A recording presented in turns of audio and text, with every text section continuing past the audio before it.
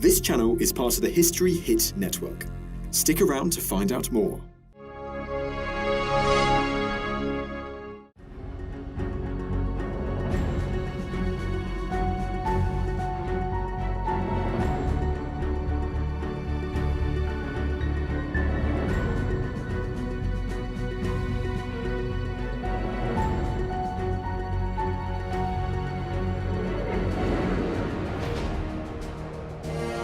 August 1945, a pivotal point in the history of mankind.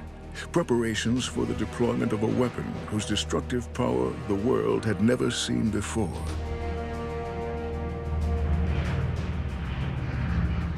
American aircraft on their way to drop the first atomic bomb.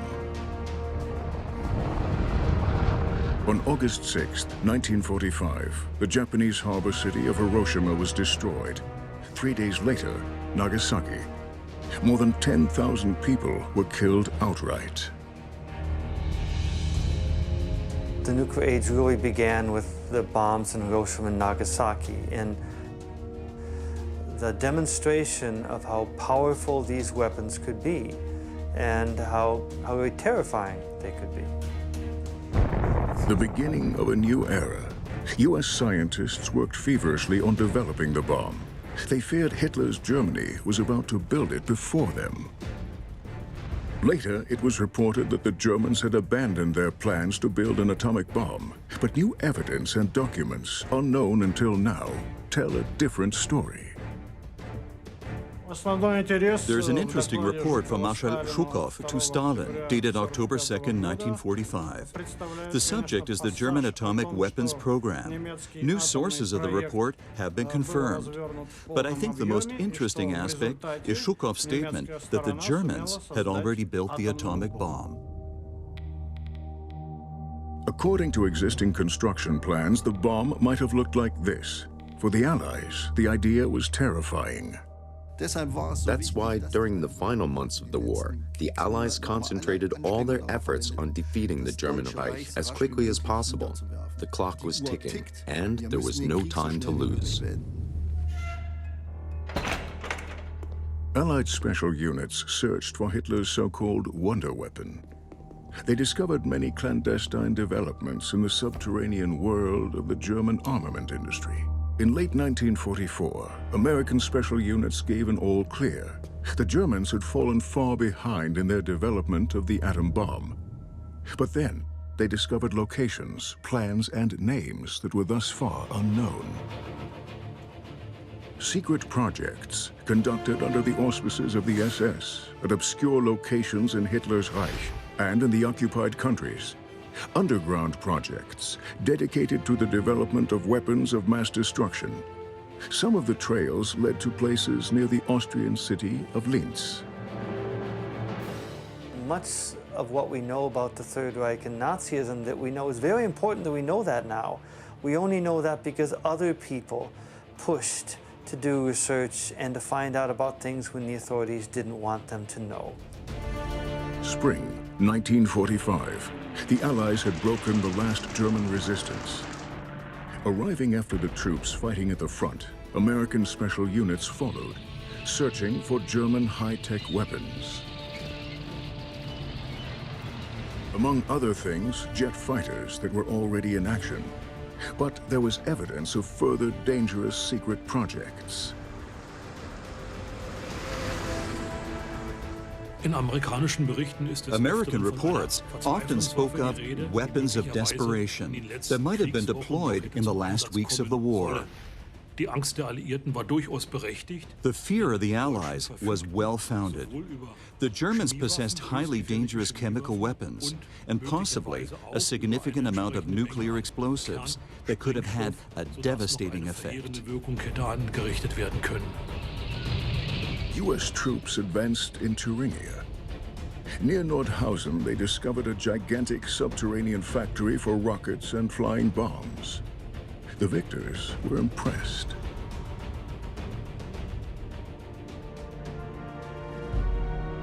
Then they discovered concentration camp prisoners and forced laborers. History Hit is a streaming platform that exclusively releases quality historical documentaries covering fascinating figures and moments in history from all over the world. From ancient Neolithic cultures to the dawn of the space race, History Hit has thousands of hours of content with unrivaled access to the world's best historians. We're committed to bringing history fans award-winning documentaries and podcasts that you cannot find anywhere else. Sign up now for a 14-day free trial, and Timeline fans can get 50% off their first 3 months. Just be sure to use the code TIMELINE at checkout. Thousands died underground from exhaustion, hunger, and SS-inflicted torture. The American units wanted to secure the captured weapons. They searched for those in charge. In captured documents and intercepted radio transmissions, one name showed up repeatedly: Hans Kammler.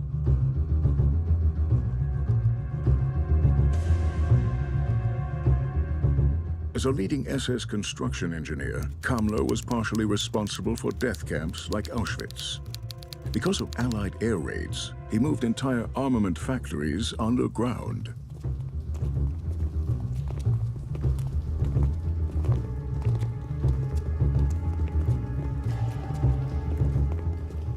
Kammler possessed a high degree of managerial talent. He was prepared to take great risks and would stop at nothing to achieve his goals. Tens of thousands died during the construction of the underground rocket factory in Nordhausen.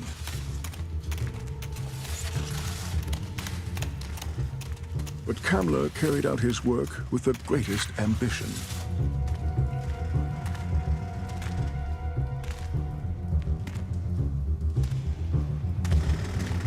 Step by step, Kammler received even more authority from Hitler and Himmler to develop secret weapons. Eventually, he became the central figure in this area of responsibility.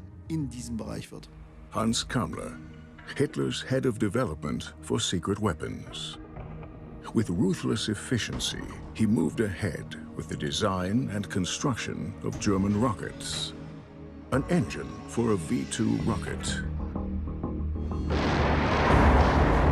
In early September 1944, the first V-2s were deployed. These weapons of terror were meant to intimidate and kill residents of London and Paris. The British were afraid that the V-2 warheads might be armed with weapons of mass destruction. Detonation sites were examined with Geiger counters. Was it only a matter of time? It was clear that conventional explosives weren't powerful enough to fulfill their military purpose. So constructors tried to develop either chemical warheads or even new nuclear weapons to achieve contamination through radioactive substances. They considered attaching nuclear weapons to the rocket warheads.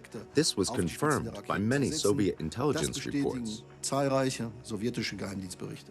But German rockets weren't only supposed to become more deadly, they were also supposed to fly further. We know that there was a series of other projects following the V-2. The goal was to increase the range and payloads of the rockets. The projects A-9 and A-10 were particularly important. Once combined, these two rockets were supposed to have sufficient range to be able to reach as far as the USA. Hitler's rocket man, Werner von Braun. In the years following the war, von Braun went on to build atomic rockets for the USA. After Germany's defeat, he also spoke of a warhead with enormous destructive capability, one that was supposed to be attached to a rocket. One newspaper reported there was little doubt that this was indeed an atomic bomb. But how much of this was an unfulfilled plan, and how much was reality? One thing is certain. Heinrich Himmler's SS worked to develop this and similar technologies. The SS, during the last 2 years of the war, was very aggressively interested in controlling as much of the science-based weapons production as possible. They also were clearly interested in the nuclear weapons project and others. Scientists working under the authority of the SS or with the SS were trying to make new sorts of weapons to the very end of the war. But just how far did the German scientists get? Soviet documents mention 2 atomic tests, both of which took place in Thuringia. They're mentioned in Soviet military secret service reports from the GRU, reports from the Russian president's archives. The most important GRU report is the one from March 23, 1945, just before the end of the war, describing how the test was conducted. Even earlier, in November 1944, an agent reported on test preparations. The Germans are about to test a new secret weapon, one with enormous destructive power. The already constructed bomb has a diameter of 1.5 meters and consists of interconnected hollow spheres.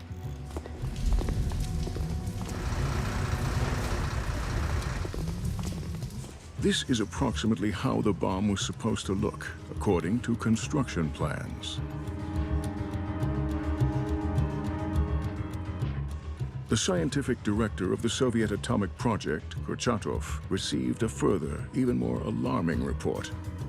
He concluded that the German plan would enable construction of a fission bomb, according to the implosion principle. According to the report, our reliable source in Germany says the Germans have conducted 2 trial explosions with immense force in Thuringia.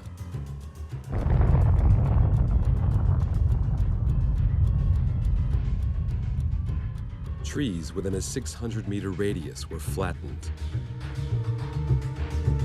Prisoners of war placed at the center of the explosion were vaporized, whereby often no traces of them remained. Additionally, a strong radioactive effect was observed.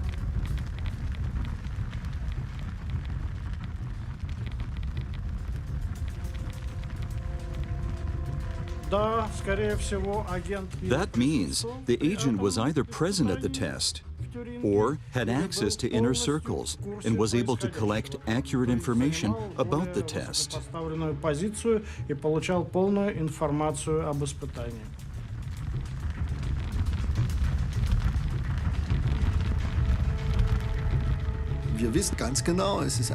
We know for certain that the information came from a proven, reliable source who had access to areas of the SS responsible for the development of atomic bombs.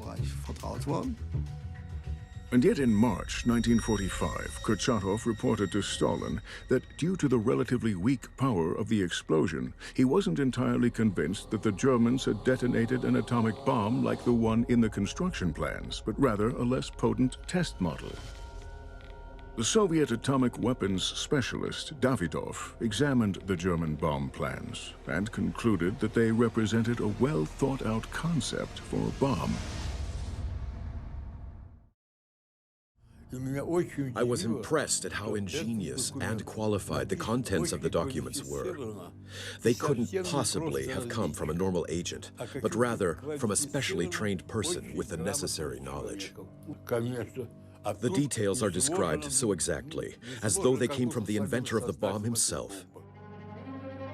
Soviet physicists recognized highly advanced elements in the German construction plans, such as a high-voltage discharge tube, the kind used later in more modern weapons. Sergei Lev Davidov had even tested Soviet atomic weapons himself and drew an astounding comparison.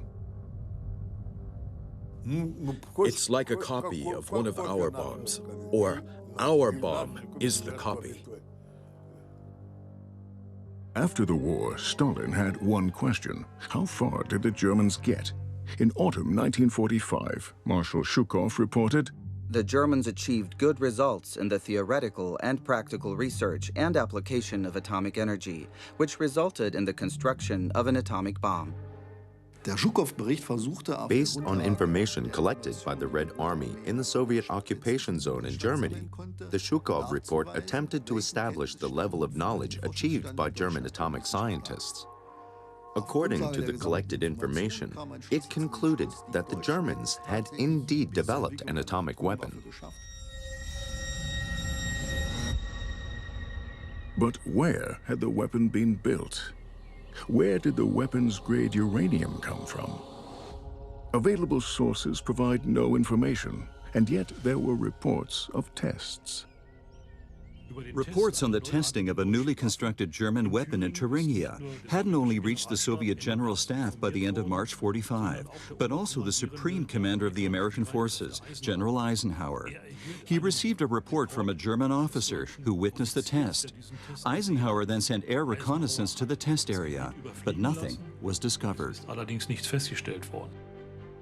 A French intelligence document from April 1945 described the test as that of a so-called electro-atomic bomb. During the test, which had a limited effective radius, Russian and Polish POWs had been incinerated, and the report concluded that the test represented a technical revolution. Mid-April 1945. U.S. troops reached the military training area Hillersleben, near Magdeburg.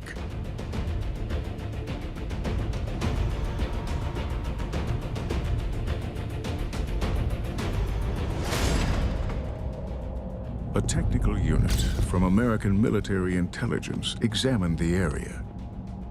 It made startling discoveries that caused the unit's commander, Colonel Keck, to make an immediate report to Washington.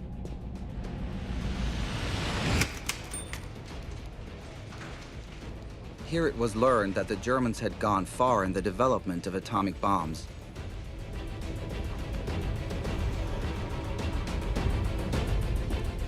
And nevertheless, their progress was considerable and indicated that they were coming very close to the solution of the problem.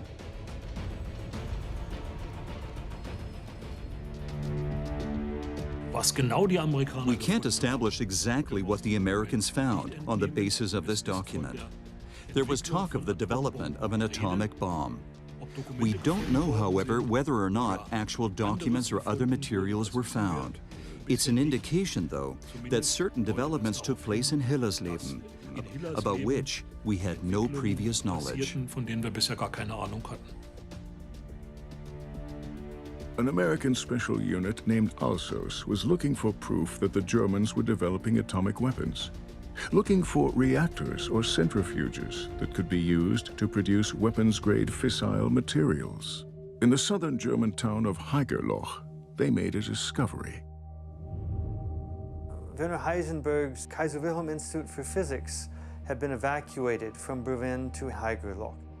And there, Heisenberg and other scientists built what they called a uranium machine, a nuclear reactor experiment. It was cubes of metal uranium suspended in a tub of heavy water. And this experiment almost, but not quite, reached criticality. That is, it was able to achieve a self-sustaining nuclear reaction. Nobel Prize winner Werner Heisenberg, Germany's most prominent physicist, was a controversial figure. He later maintained that he wanted to prevent Hitler from constructing an atomic bomb. But others say Heisenberg simply lacked the means and the know-how to build the bomb for Hitler himself. Yet another trail, the testing grounds of German army ordnance in Kummersdorf, near Berlin. Here as well, there was an experimental reactor that broke down, probably due to an accident.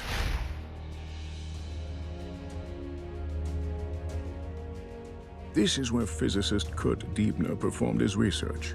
Documents strongly suggest Diebner wanted to proceed from experiments straight to the construction of an atomic bomb.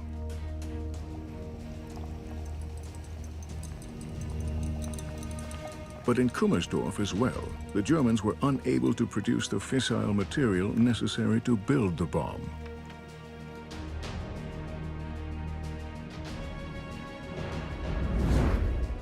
At the Hillersleben testing grounds, the Americans found references to a group of prominent German explosives experts led by Erich Schumann. In order to build an atom bomb, the group fell back on a tried and tested concept, that of a hollow charge, the principle used in rocket-propelled grenades.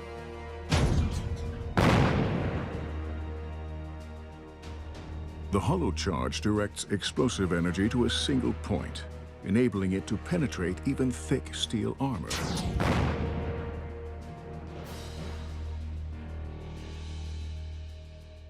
it's not quite clear what it was. The new type of weapon, nuclear weapon, that these Army Ordnance scientists were working on toward the end of the war was designed to use high pressure to possibly produce nuclear fusion reactions. Whether or not this actually could have worked is debatable. After the war, Schuman called it an unproven concept for an atomic bomb. This alternative concept is a sharp contrast to the German bomb described in the Soviet GRU report.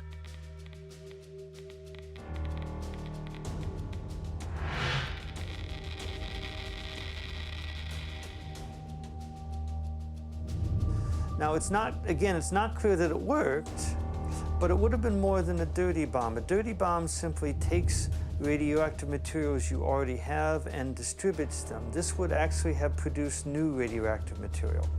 But aside from fusion matter, even this bomb would have required a small amount of highly enriched material.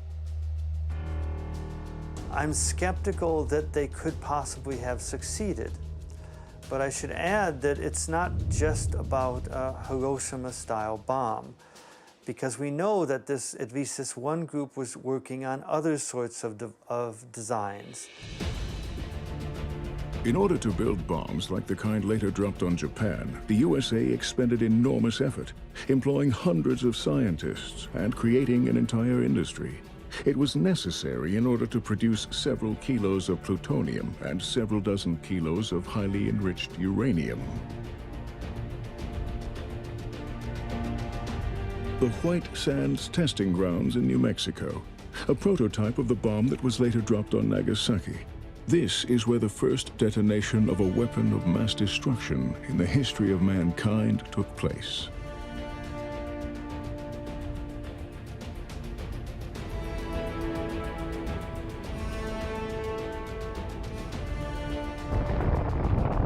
Uncontrolled nuclear fission released incredible energy, equaling around 20,000 tons of TNT.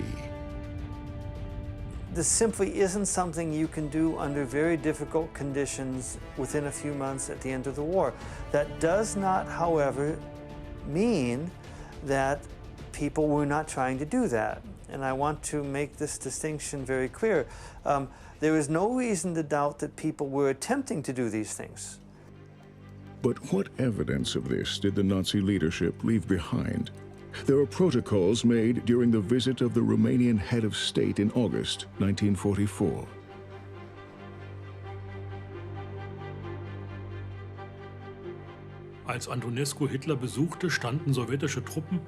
When Antonescu visited Hitler, Soviet troops were already approaching the Romanian border. Antonescu desperately wanted to get out of the war, but Hitler did everything possible to keep him on his side. He informed Antonescu about the latest weapons developments. He spoke of a V-3 rocket and of a V-4, supposedly able to destroy every living thing within a 3-kilometer radius. This radius of destruction meant it could only have been a nuclear weapon or a large coal dust bomb with incredible power. Germany was also working to develop such a weapon. But at what locations and with what means?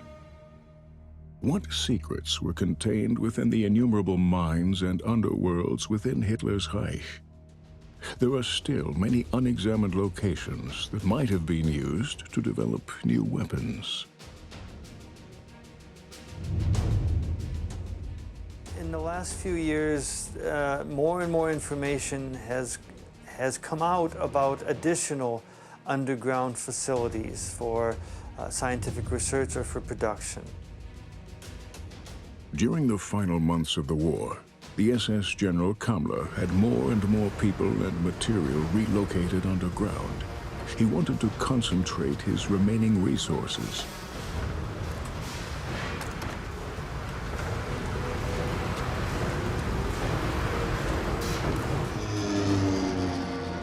In daylight, these transports might have fallen victim to air raids. The Americans also searched Czech territory for secret weapons production sites and evidence of nuclear research. while the country's citizens cheered them as liberators. Then there was a new buzzword circulating: Alpenfestung, the Alpine redoubt. There was fear that the SS had retreated to the mountains of Bavaria and Austria in order to defend themselves with the latest weapons developed by Hitler's engineers. Once more, there was talk of an atom bomb. Then, the search continued.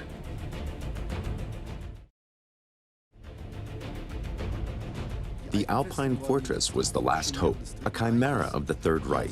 It was here that the existing secret weapons were supposed to be developed to deployability and bring about a decisive turnaround in the war. As newly discovered sources prove, the term Alpine Fortress didn't only designate a defensive stronghold, but also a system of subterranean tunnels. Reichsführer SS Himmler wanted to locate the tunnels as deeply underground as possible to protect them from the latest generation of powerful Allied bombs. They were built mainly by forced laborers and concentration camp prisoners.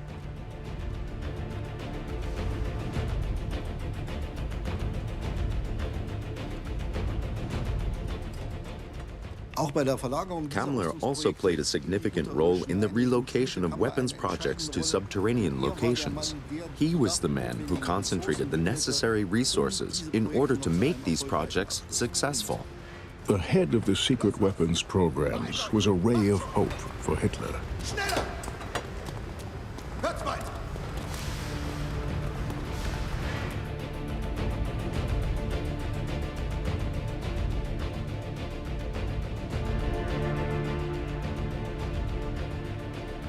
The site, located between Salzburg and Vienna, is also equipped with reinforced buildings and subterranean rooms. It's also known that there was a rocket test stand there.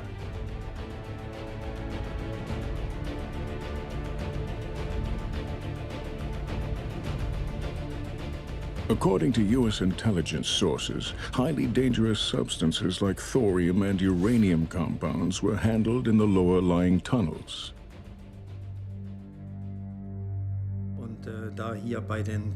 And because there were a great many different metals and chemicals in the components that were listed, we can assume that they were trying to take explosive substances like TNT and somehow improve them. Whether we want to designate these materials as super explosives or not is irrelevant. They certainly have nothing to do with conventional explosives. Clear evidence of new warfare agents, and there are other trails.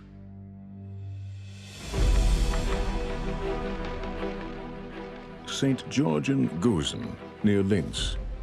Within only 13 months here, a giant underground factory with the name Bergkristall was constructed.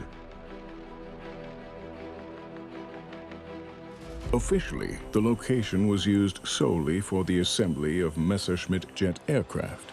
It was only 8 kilometers long and consisted of a single-level structure. But this explanation has been in doubt for some time now. For decades, there has been speculation that a second level existed in the underground mine system Bergkristall in St. Georgen. Files from an engineering firm that took part in the construction of the underground mine system during the war. Here, photos and other documents prove the site was built on several different levels.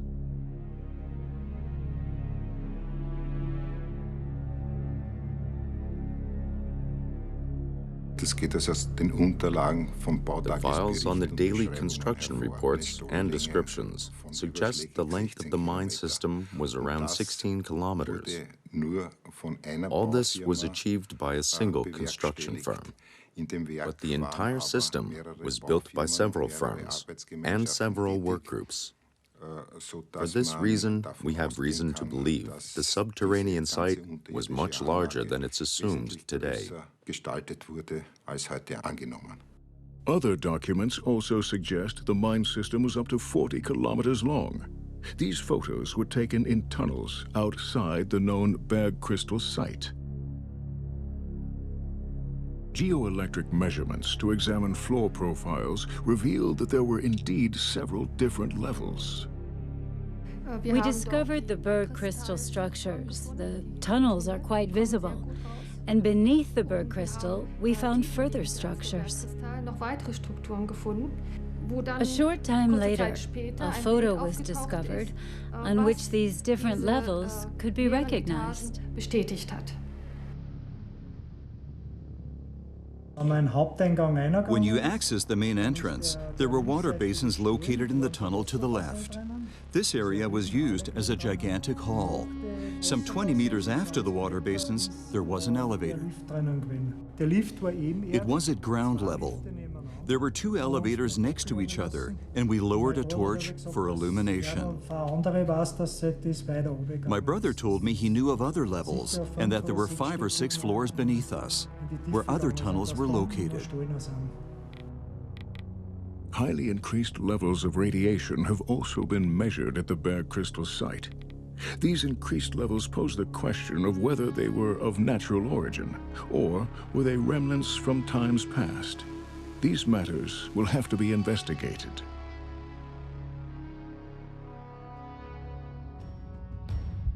There's another interesting location near St. Georgian. During the war, an octagonal structure was erected there. Today, the octagon is covered by a layer of concrete, which was partially removed in 2013.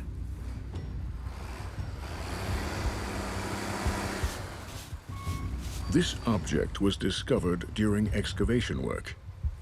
Experts confirm that it's a component from a particle accelerator used in nuclear research. The University of Arizona Institute for Physics writes, "In our machine, there are components that correspond to historical examples." Geoelectrical measurements were also conducted at the octagon. Using this method, we were able to identify other objects located beneath the concrete. What exactly is located beneath the octagonal structure? I think there's enough reason to conduct excavations. Why is there a letter in the archives of the engineer Jakob from 1955 suggesting that 2 nuclear power plants should be constructed at the location of the octagon? To this day, I have no idea how my father came upon the detailed idea of the nuclear power plant. He was a gifted construction engineer, but had no connection to physics or nuclear physics. But what were these plans connected to? In the drawings, the planned nuclear power plant is octagonal. Are the shape and the location complete coincidences? And what is hidden here underground? An already existing plant?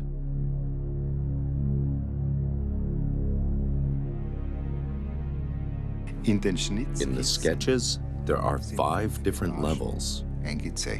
Drillings, excavations, and measurements could clarify the purpose of the plans and artifacts.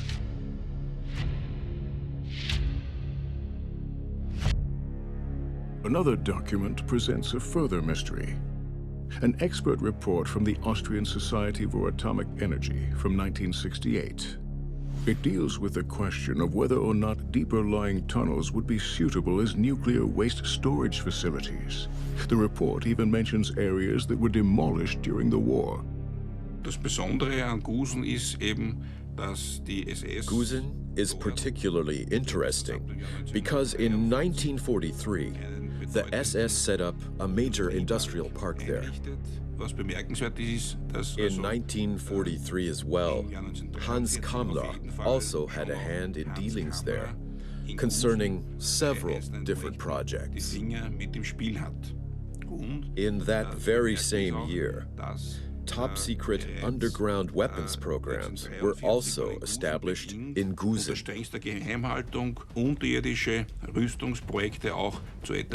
There were high-security wings belonging to the SS, to which even Wehrmacht generals were denied access. There are very important primary sources that have been preserved, namely the so-called railroad carriage control books from the St. Georgian Gusen rail station. It's remarkable that the engineer Kammler himself is entered explicitly as a recipient of goods, as though they were intended for him personally. The consigners of the shipments are also mentioned. Next to everyday goods, such as food and building materials, other items also arrived, from locations at which rockets and poison gas were being manufactured, and where nuclear research also took place. The SS was very advanced in terms of research. They could also take ruthless action, had sufficient resources, and took full advantage of those circumstances. When you consider the nature of the materials delivered, together with the size of the facility, you can't help but arrive at certain suspicions, namely that they were trying to produce, examine, or test something very extraordinary there. There were other deliveries of technical equipment directly to the SS. Alongside special raw materials, there were also irradiation devices. The electrical installations at the site were massive. Electrical connections for up to 6 million volt amperes. What purpose did this serve? This incredible current strength is also mentioned in the Soviet Secret Service report on German atomic weapons. Was it purely a coincidence? We assume that in Gusen, Kammler was trying to set up a center for the development of German secret weapons. This was clearly demonstrated by his efforts to concentrate rocket technology, atomic weapons technology, and aircraft technology at a single location under his own leadership. And for this purpose, he recruited well-trained researchers and technicians from among the POWs and concentration camp prisoners. They came from many different countries. The SS was much more ruthless about using slave and forced labor, about pushing people for production, about threatening scientists and engineers. Some of the specialists believed cooperating with the SS was their chance to survive the ordeal. They couldn't have known that their knowledge of the secret facility would seal their fate.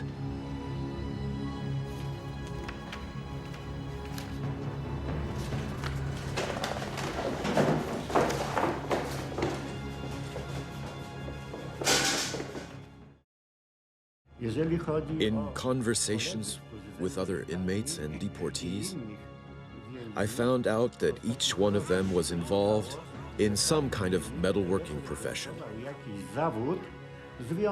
Automotive technology, electrotechnology, general technology. All of their professions were concentrated in these areas. A striking number of international scientists and experts were working here.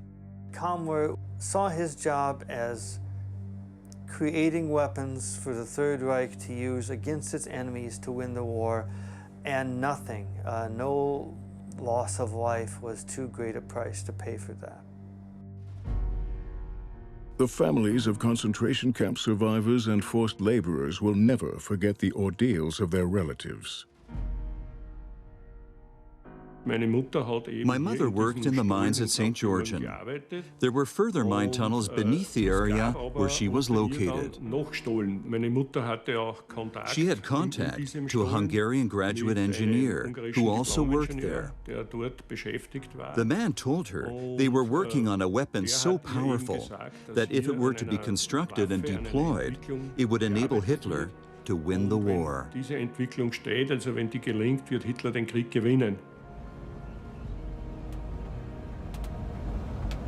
Further documents prove that prisoners at the site involved in resistance movements attempted to communicate details about the weapons production to the Allies. Among them were members of the French resistance group Marco Polo. The Marco Polo network was particularly interested in new weapons, the V1s and V2s, and anything else considered as weapons of mass destruction. They sent this information to the Allies. In one particular document, the name of a man is stressed repeatedly. A man who was supposed to be freed from a concentration camp at all costs.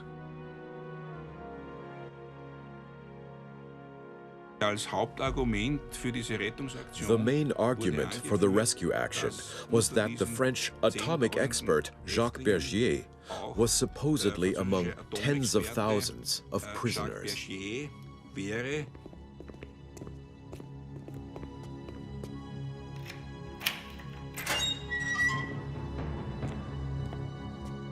According to his own statements, Bergier was forced by the SS to collaborate and was involved in nuclear physics research.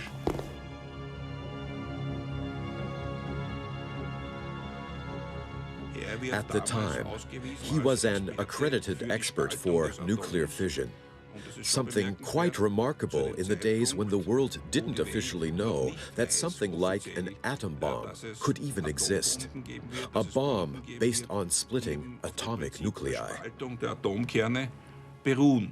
In a further protocol, Bergier stated for the record that in January 1945, he was forced to hold a lecture for SS officers at the Gusen-Mauthausen concentration camp on the topic of atomic energy. There was also a standing order from the SS to eliminate unwanted witnesses in the end, thousands of them.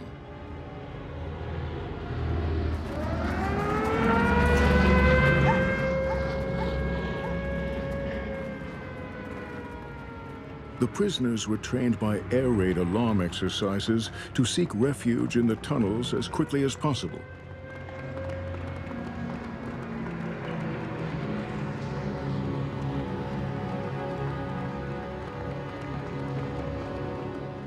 They planned not only to murder all of the prisoners, but also any witnesses from the general population as well. They sealed the prisoners in the tunnels for 2 days and 1 night, and then ordered the tunnels to be blown up. This large-scale mass murder was averted because the Allied liberators were rapidly approaching. During these final days, Hitler ordered his generals to hold the fronts at any cost, to gain enough time to finish building the terrifying weapons that were supposed to bring about the turnaround in the war. By the time the concentration camps Mauthausen and Gusen were liberated, Hitler was already dead. Here, US troops found prisoners who barely managed to survive the murderously strenuous slave labor in the underground tunnels. There were thousands of fatalities, people from many different European nations whose descendants still mourn them to this day, and still ask, why? My mother was so traumatized by her experiences that I could only get small bits of information from her about what had actually happened. She always said that she didn't want to discuss it. Towards the end of her life, she even threw away photos in order to finally rid herself of the memories, once and for all. But what became of the commanders of the murderous armament makers? According to witnesses, Hans Kammler died in different locations and in different ways. Trapped in a hopeless situation in Bohemia, he allegedly took his own life with a bullet or with poison.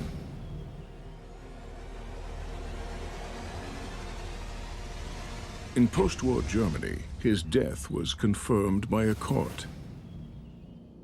But there are indications that he survived.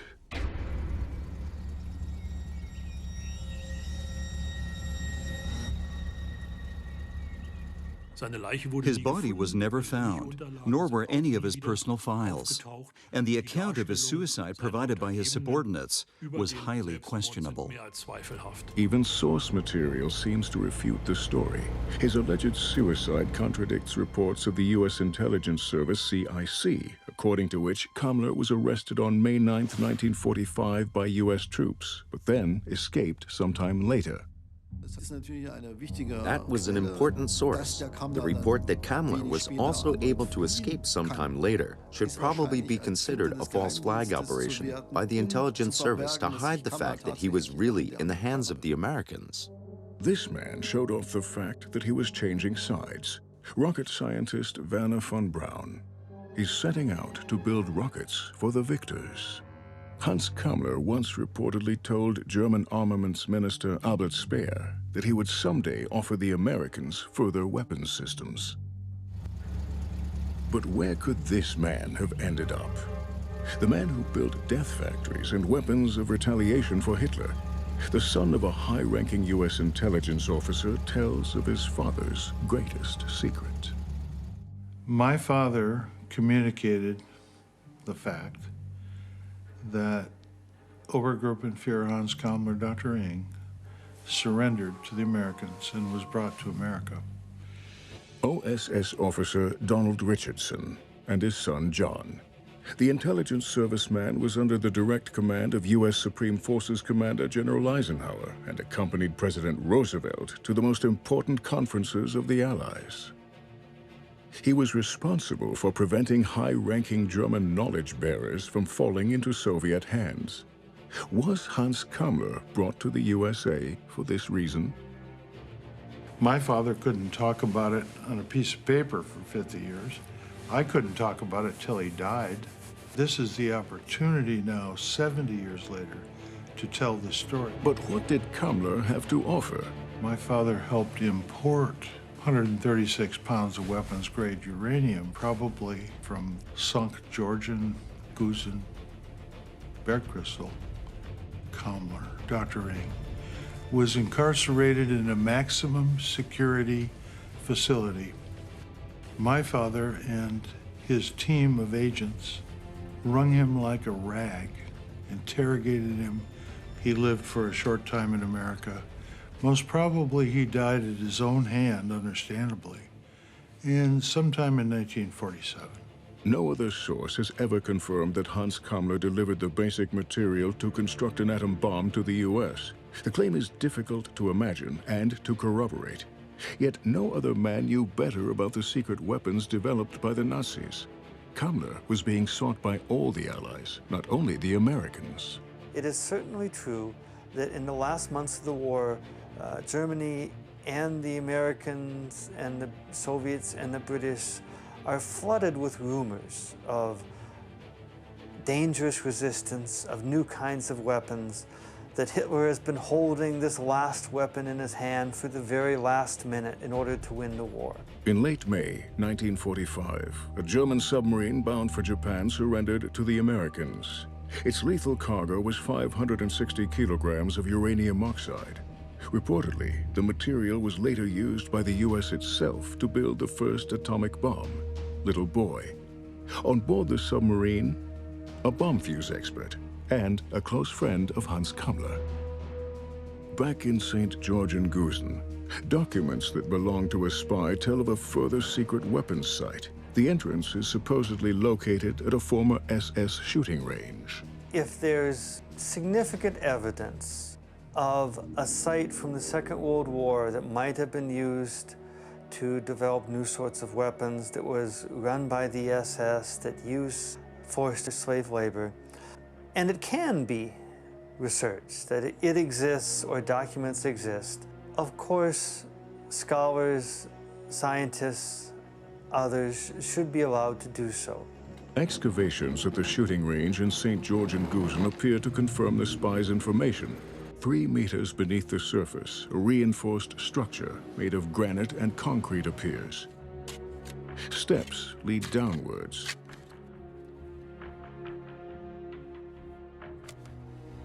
But a short time later, the excavation is stopped by the authorities. They say it's only part of the shooting range. I think that it's most likely that the authorities anticipate that what is found will be embarrassing. The area is immediately placed under a historic preservation order. For the present, excavations and measurements are prohibited. We should not assume that authorities will give up information just because they have it and we ask for it. In fact, you have to do what people have been doing for decades. When you find some evidence that something important happened, you have to fight and struggle and get more. Perhaps there was something important there, perhaps not, but you don't know until you find out. You don't know until you have the evidence. We should not assume that all it takes is to explain to authorities that something important happened there. The information is probably available. Please help us get that information. That will never happen. At least, I don't think so. That's not an excuse, but it's simply human nature. That's how my government works. That's how your government works. That's how the Nazi government worked. That's how governments work. There are still more files to examine on the protagonists and the technologies. Excavations and measurements should be made in all those places where hidden underworlds from the Nazi era still present mysteries. And what is the conclusion about the search for the bomb? Hitler's weapons constructors had progressed much further than anyone had suspected. There were far more research groups involved than previously known. Many sources point to the construction of a German atom bomb. However, up to the present, there is no physical proof of how far it had progressed. You really have to think in all possible directions. We're not even close to knowing everything, and all the archives haven't been open for us. The problem is that all the findings scattered around the world must be brought together. If that occurs, we would be much closer to the truth. The test of a small atomic weapon during the Cold War. A tactical atomic artillery piece for the battlefield.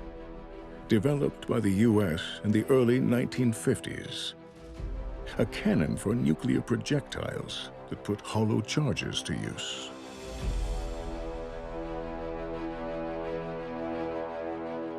One can only speculate what nuclear weapons in the hands of the Nazi regime would have meant.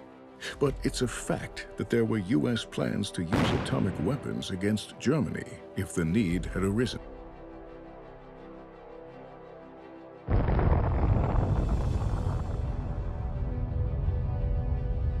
Germany's defeat came just in the nick of time.